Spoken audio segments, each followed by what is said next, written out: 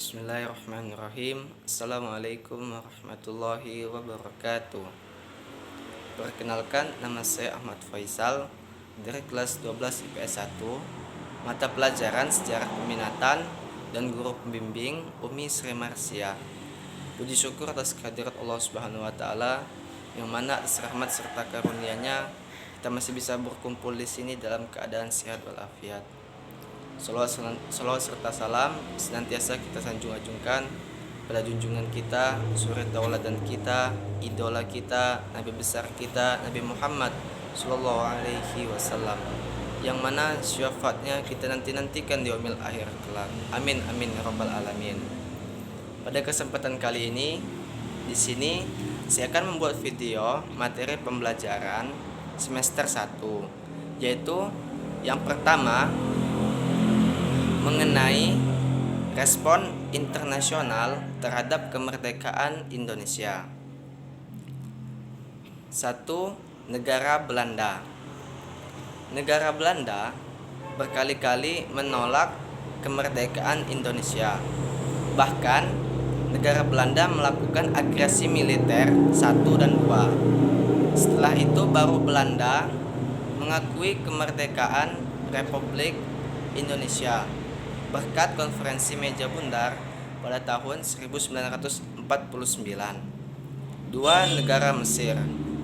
Mesir mengakui kemerdekaan Indonesia dan menggalang dukungan dengan Liga Arab.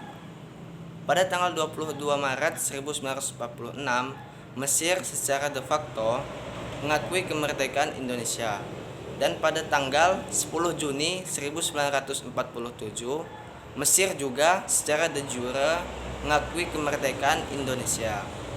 Yang ketiga, negara India. India bernasib sama dengan Indonesia, yaitu sama-sama pernah dijajah oleh bangsa asing.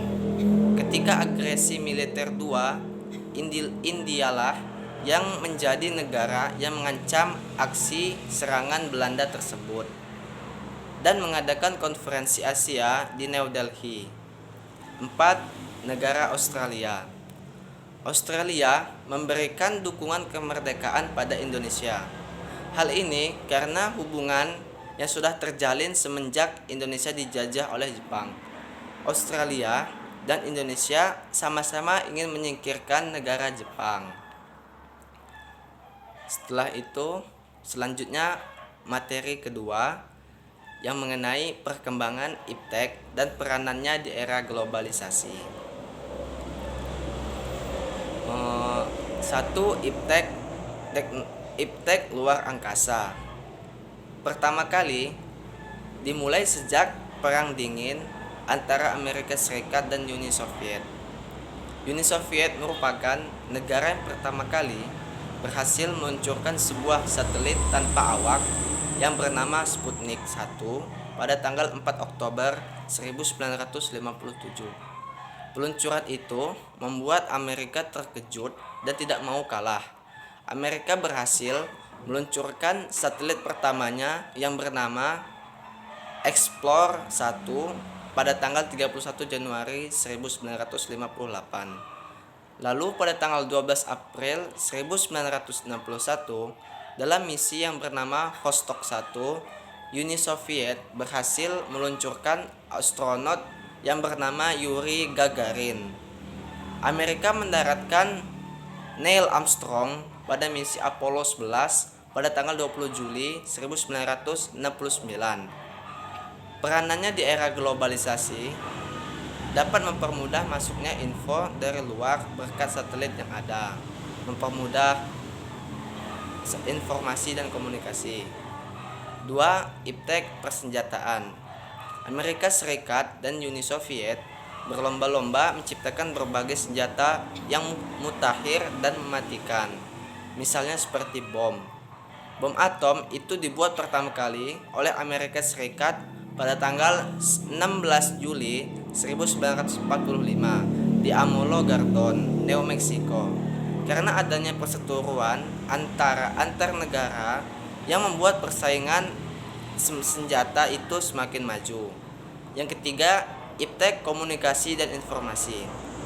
ada beberapa tonggak perkembangan teknologi yang secara nyata memberikan sumbangan terhadap perkembangan TIK hingga saat ini.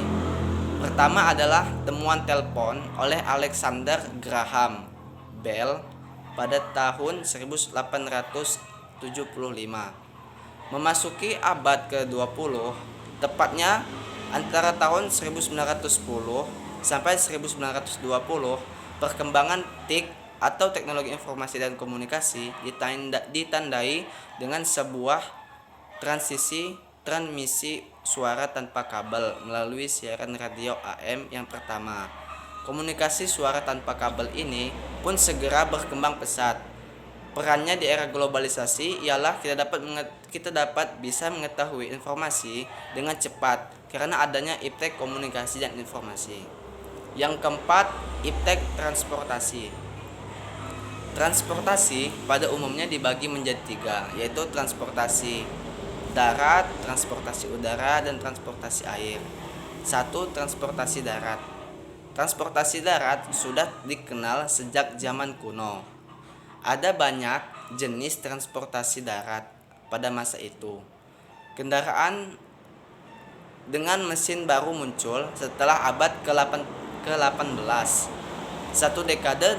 Satu dekade kemudian, mesin diesel ditemukan.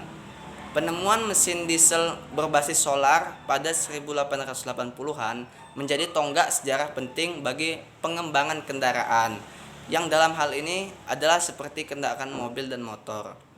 2. Transportasi udara. Cikal bakal transportasi udara yang saat ini dimulai dari sebuah balon udara. Balon udara kemudian berkembang hingga membawa manusia sebagai penumpang. Perkembangan transportasi udara berikutnya ditandai dengan penemuan pesawat terbang. Peranannya di era globalisasi ini sendiri ialah dengan adanya iptek transportasi, kita dapat dengan mudah pergi ke suatu tempat tujuan dengan lebih mudah dan lebih cepat. Ketiga, materi mengenai perkembangan Perang Dingin dan dampaknya bagi Indonesia. 1. Pengertian Perang Dingin. Perang Dingin adalah persaingan ideologi antara Amerika Serikat yang berideologi liberalis atau kapitalis dengan Uni Soviet yang berideologi komunis sosialis. Perang Dingin tak melibatkan serangan militer. Keduanya bersaing dalam bidang politik, ekonomi, dan propaganda. B. Yang kedua, faktor-faktor penyebab Perang Dingin. 1. Munculnya Amerika Serikat sebagai negara adidaya karena memenangkan Perang Dunia Kedua. Yang kedua, munculnya Uni Soviet sebagai negara adidaya karena membebaskan Eropa Timur dari Nazi Jerman. Yang ketiga, perkembangan ideologi Amerika Serikat, demokrasi, dan Uni Soviet, komunisme. Yang keempat, munculnya negara-negara yang baru merdeka. Kelima, keinginan berkuasa. Yang keenam, berdirinya Fakta Pertahanan dan bantuan ekonomi. Dampak Perang Dingin bagi Indonesia di berbagai bidang. 1. Di bidang politik. Dampak positifnya: 1. Keberhasilan Soekarno membentuk solidaritas di antara negara-negara bekas jajahan untuk mencegah Perang Dingin. 2. Soekarno menggelar Konferensi Asia Afrika atau KAA pada tahun 1955 yang kelak menjadi gerakan non-blok. Lalu dampak negatif: 1. Perubahan haluan politik Indonesia sekitar tahun 1960-an, di mana sebelumnya Indonesia menganut paham politik non-blok, kemudian menjadi lebih condong kepada blok timur. Yang ketiga, terjadinya peristiwa G30 SPKI yang diduga dilakukan oleh PKI atau Partai Komunis Indonesia, yang menyebabkan kedekatan Indonesia dengan blok timur memudar. Yang kedua, di bidang ekonomi. Dampak positifnya, satu, berkat perang dingin, bantuan untuk Indonesia mengucur baik dari Amerika Serikat maupun Uni Soviet. Dua, kondisi ekonomi Indonesia semakin baik, yakni terjadi setelah masa Orde Lama berakhir. Yang ketiga, selain bantuan dari negara-negara asing, Indonesia juga mendapat bantuan dari Bank Dunia atau Bank Internasional. Yang keempat, naiknya harga minyak pada tahun 1970 yang merupakan keuntungan bagi Indonesia. Dampak negatif, satu, ekonomi Indonesia semakin terpuruk pada akhir masa Orde Lama. Yang kedua, rakyat menjadi miskin, sengsara, dan hidup tidak sejahtera akibat krisis ekonomi pada masa Orde Lama. Yang ketiga, rakyat Indonesia mengalami krisis ekonomi karena perang dingin. Yang ketiga, di bidang pertahanan keamanan. Dampak positifnya, pada 21 Desember 1960, Amerika Serikat membantu Indonesia mengembangkan energi atom dengan menjanjikan dana hibah senilai $350.000 Amerika Serikat. Dana ini digunakan untuk operasional reaktor nuklir yang dibangun di Bandung. Amerika Serikat juga berjanji memberikan tambahan $141.000 Amerika Serikat untuk mendanai risetnya. Dua, pada 16 Januari 1965, Soekarno meresmikan pusat penelitian nuklir dengan menggunakan reaktor IRI 2000 dari Uni Soviet di Serpong, Tangerang. Yang ketiga, sebagai negara gerakan non-blok, Indonesia tidak memilih salah satu fakta militer. Selanjutnya, dampak negatif. Satu, Amerika Serikat mencoba mendekati militer. Amerika Serikat terlibat dalam peristiwa G30 SPKI dan pemberangusan terhadap komunis setelahnya. Dua, pengaruh Amerika Serikat dan pengaruh Uni Soviet mendorong pemberontakan. Yang ketiga, sejak dekade 1950-an, CIA mencoba berbagai operasi rahasia, mulai dari membentuk film tidak senonoh dengan Soekarno palsu hingga menyuplai senjata pemberontakan. Yang terakhir, ada perkembangan organisasi regional dan global dan dampak bagi Indonesia di era globalisasi. 1. PBB. Sejarah terbentuknya organisasi PBB. PBB atau Perserikatan Bangsa-Bangsa atau UN atau United Nations adalah sebuah organisasi internasional yang didirikan pada 24 Oktober 1945 untuk mendorong kerjasama internasional pengganti Liga Bangsa-Bangsa. Didirikan setelah Perang Dunia Kedua.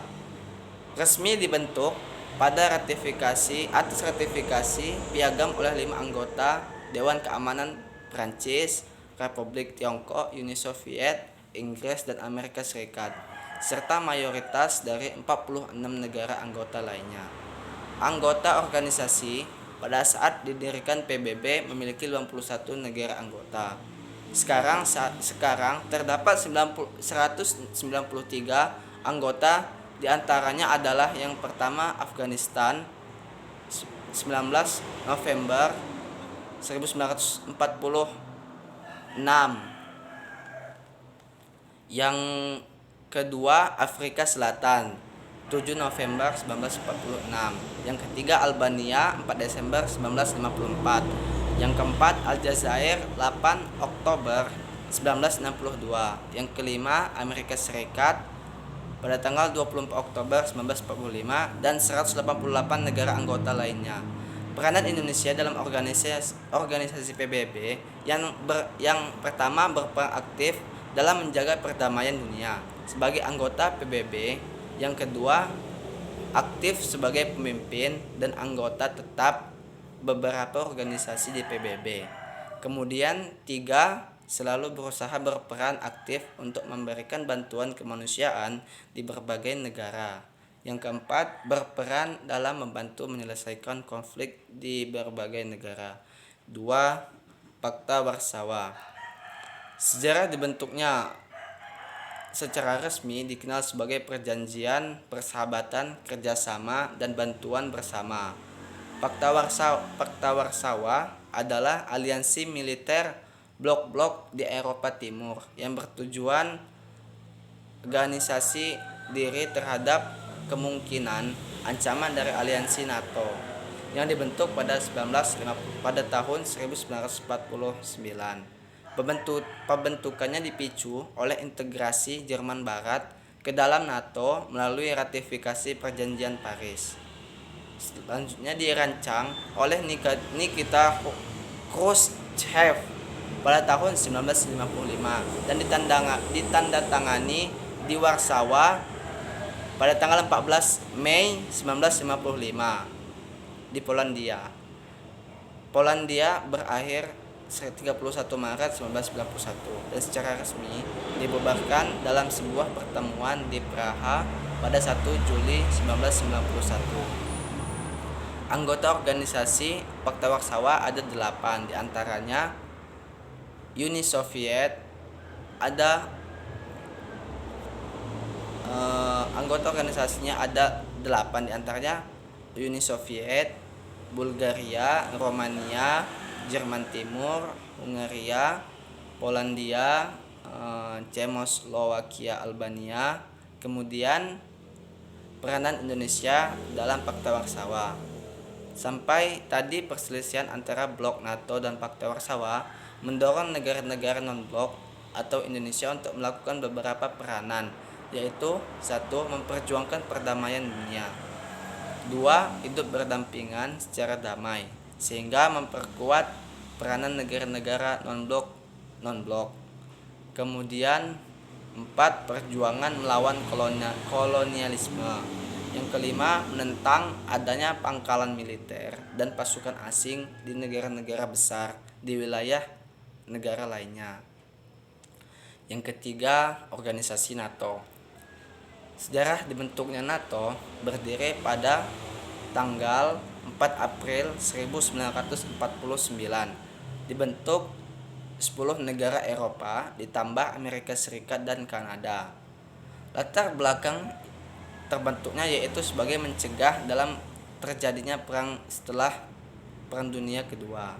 Adanya sebuah persaingan antara komunisme dan liberalisme dapat menghambat dalam pengaruh komunisme bagian Uni Soviet. Anggota organisasinya ada 12, tapi diantaranya ada yang pertama yaitu Amerika Serikat, kedua Belanda, yang ketiga Belgia, yang keempat Britania Raya, yang kelima ada Denmark. Negara-negara mantan anggota Blok Timur yang bergabung setelah Perang Dingin. Pertama, 1. Jerman Timur, yang kedua Ceko, yang ketiga Polandia, yang keempat Hungaria, yang kelima Bulgaria. Peranan Indonesia dalam organisasi NATO, yaitu Indonesia tidak memiliki peranan dalam NATO karena organisasi ini melingkup area Atlantik Utara atau negara blok barat untuk menekan arus utama komunisme. Jadi Indonesia bukan negara anggota NATO. Yang keempat, organisasi SEATO. Sejarah dibentuknya SEATO resmi berdiri pada 19 Februari 1955 di Bangkok, Thailand. Sebagai tindak lanjut dari penandatanganan Fakta Manila pada 18 September 1994, SEATO didirikan oleh Dewey dan John Foster Dulles adalah organisasi internasional untuk pertahanan kolektif. Latar belakang terbentuknya SEATO yaitu adanya persaingan dalam perebutan pengaruh antara Amerika Serikat dengan Uni Soviet dalam bidang militer Asia Tenggara. Kemudian adanya opini atau isu sejak Perang Dunia Kedua yang menyatakan bahwa pasukan Uni Soviet lebih unggul jumlah personilnya dan persenjataan dan persenjataannya. Kemudian Amerika Serikat ingin membentuk ajaran ideologi komunisme di Asia Tenggara. Anggota organisasinya antara lain Australia, Selandia Baru, Pakistan, Filipina, Thailand, Perancis, Britania Raya, dan Amerika Serikat.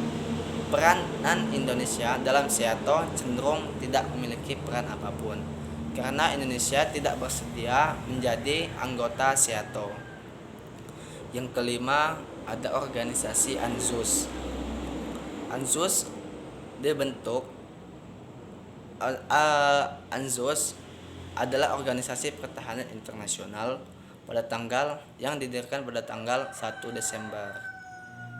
Para tokoh yang menyepakati pembentukan ANZUS adalah Spender dari Australia dan Selandia Baru, Dan Acheson, John Foster Dulles, Alexandra Wiley, dan John J.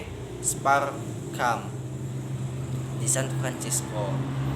Latar belakangnya adalah kekhawatiran Amerika Serikat, Australia, dan Selandia Baru terhadap ancaman dari utara Samudra Pasifik, terutama serangan komunis dari Cina dan Uni Soviet. Anggota organisasinya yaitu Australia, Selandia Baru, Amerika Serikat. Kemudian peranan Indonesia adalah Indonesia tidak memiliki peranan apapun karena Indonesia bukan negara anggota ANZUS. Yang keenam, ada organisasi CENTO. Sejarah dibentuknya Fakta Pertahanan yang terbentuk ketika terjadinya Perang Dingin. Nama awal terbentuknya itu Fakta Baghdad, dibentuk pada 24 Februari 1955. Berita hari raya yang ditandatangani Turki dan Iran dan terbuka bagi negara anggota barat atau berhubungan dengan keamanan pada bagian Timur Tengah, dan diakui Israel dan tidak diketahui Irak dibubarkan tahun 1979. Latar belakangnya tidak terlepas dari keadaan sistem internasional yang bersifat polar saat itu. Saat itu anggota organisasinya hanya 5 negara bagian, yaitu Iran, Irak, Pakistan, Turki, Britania Raya. Peran Indonesia dalam organisasi ini tidak ada karena organisasi ini melingkup wilayah Timur Tengah atau Liga Arab yang berhubungan dengan perdamaian dan keamanan. Yang ketujuh, ada GNB atau Gerakan Non-Blok. Sejarah dibentuknya organisasi Gerakan Non-Blok didirikan pada tanggal 1 September 1961. Latar belakang Gerakan Non-Blok terjadi karena persaingan antara dua kekuatan besar dunia, yaitu antara Blok Timur dan Blok Barat. Tujuan organisasi ini yaitu seperti yang tercantum dalam Deklarasi Havana pada tahun 1979 sebagai pedoman berikut. 5 prinsip tersebut: 1. Saling menghormati, integrasi teritorial dan kedaulatan. Yang kedua, perjanjian non-agresi. Yang ketiga, tidak mengintervensi urusan dalam negeri negara lain. Yang keempat, kesetaraan dan keuntungan bersama. Yang kelima, menjaga perdamaian. Anggota organisasinya salah satunya ada Afghanistan, Afrika Selatan, Indonesia, dan masih banyak lainnya. Negara pemantaunya ada Armenia, Azerbaijan, Brazil, dan masih banyak lagi.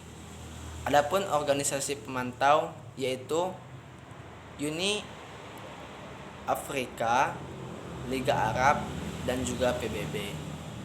Peran Indonesia dalam organisasi ini sampai saat ini adalah Indonesia adalah salah satu pemrakarsa gerakan non-blok. Pemimpin gerakan non-blok pada tahun 1991 yaitu penyelenggaraan konferensi tingkat tinggi. Terus itu memecahkan masalah-masalah dunia berdasarkan pada asas keadilan. Yang ke-8 ada organisasi ASEAN. Sejarah dibentuknya organisasi ASEAN ini didirikan pada tanggal 8 Agustus 1967 di Bangkok, Thailand. Ditandatangani oleh 5 negara, yaitu salah satunya adalah Indonesia, Malaysia, Filipina, Singapura, dan Thailand. Latar belakang pembentukan ASEAN ini yaitu karena kesamaan letak geografis, kemiripan budaya, kepentingan yang sama dalam memajukan pertumbuhan ekonomi, sosial, budaya, serta menjaga keamanan kawasan Asia Tenggara. Anggota organisasinya yaitu Brunei Darussalam, Kamboja, Indonesia, Laos, dan masih banyak lagi. Terus negara pengamatnya yaitu Papua Nugini dan Timor Leste. Peran Indonesia dalam organisasi ASEAN sampai saat ini yaitu sebagai penggagas lahirnya ASEAN, munculnya gagasan pembentukan komunitas keamanan ASEAN, terus menjadi penengah konflik dan perang, lalu kerjasama produksi makanan halal, yang disitu mengajarkan adanya pentas seni antar negara. Yang ke-9 ada organisasi OKI. Sejarah dibentuknya organisasi OKI yaitu didirikan di Rabat, Maroko pada tanggal 25 September 1969 dalam pertemuan pertama para pemimpin dunia Islam. OKI ini diselenggarakan sebagai reaksi terhadap terjadinya peristiwa pembakaran Masjid Al-Aqsa pada tanggal 21 Agustus 1969 oleh pengikut fanatik Kristen dan Yahudi di Yerusalem. Anggota organisasinya yaitu ada Afghanistan, Aljazair, Indonesia, dan masih banyak lainnya. Peran Indonesia dalam organisasi OKI ini yaitu sampai saat ini yaitu mengakui kemerdekaan Bangladesh dan Pakistan, lalu membela Pakistan dan konflik dengan India, lalu menyelesaikan pertikaian Moro dengan pemerintah Papua, lalu menjadi tuan rumah konferensi tingkat tinggi Moki KZ di Jakarta pada tahun 1996, lalu memperjuangkan kedaulatan Pakistan, lalu mendukung reformasi OKI. Yang ke-10 ada organisasi OPEC. OPEC didirikan pada tanggal 14 September 1961 di Irak. negara pendirinya ada 5, yaitu Irak, Iran, Kuwait, Arab Saudi, dan Venezuela. Latar belakang dibentuknya organisasi ini yaitu karena dipicu oleh keputusan sepihak dari perusahaan minyak multinasional The Seven Sisters pada tahun 1959 sampai 1960 yang menguasai industri minyak dan menetapkan harga di pasar internasional. Ini juga dibentuk karena sebagai jawaban atas jatuhnya harga minyak di pasaran dunia. Anggota organisasinya itu ada negara Aljazair, Nigeria, Libya, dan masih banyak lagi.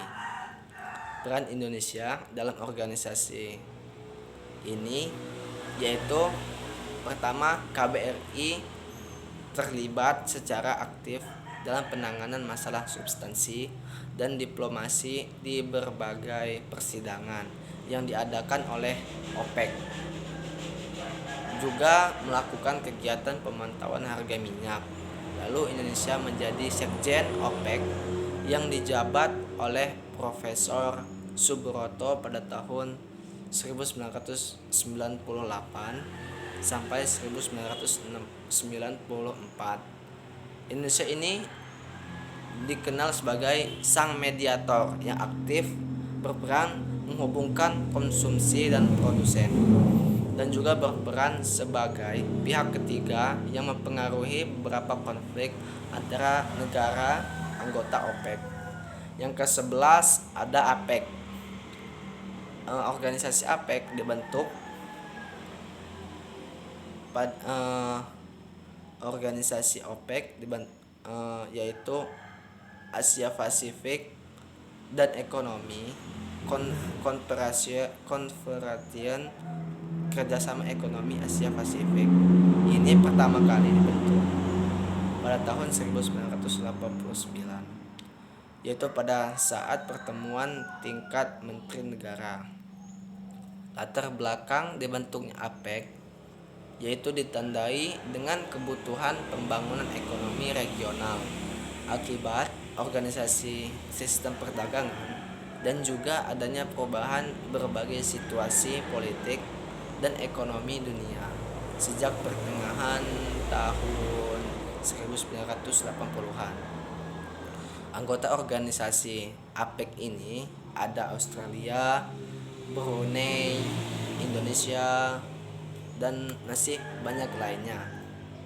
Peran Indonesia dalam organisasi APEC ini yaitu menjadi ketua APEC pada periode selama setahun, yaitu tahun 1994. Di situ menjadi tuan rumah konferensi tingkat tinggi APEC pada tahun 1994. Lalu perumus dari Bogor Declaration dan Bogor Goals.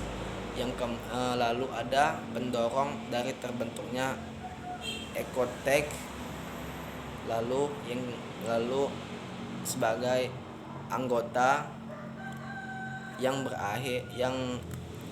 anggota terakhir tuan rumah konferensi tingkat tinggi APEC pada tanggal 6 sampai 20 tahun 2013.